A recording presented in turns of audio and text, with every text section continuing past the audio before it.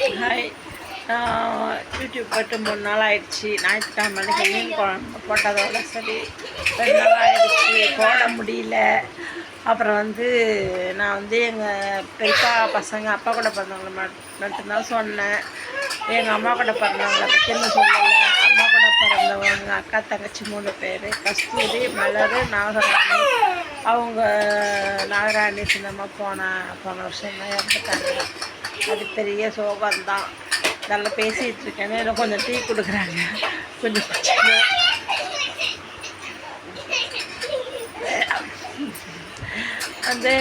அவங்க இது ரொம்ப சோகம். கொஞ்சம் நாளைக்கு ஒரு மாதிரி இருந்துச்சு, சின்னம்மா இல்லாதது. பழகிடுங்கிற மாதிரி பழகி போச்சு இப்போ.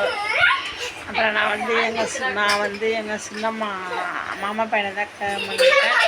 எங்கள் மாமா பெரிய மாமா பையன் கலியமூர்த்தி, பாலு மாமான்னு எனக்கு 2 மாமா.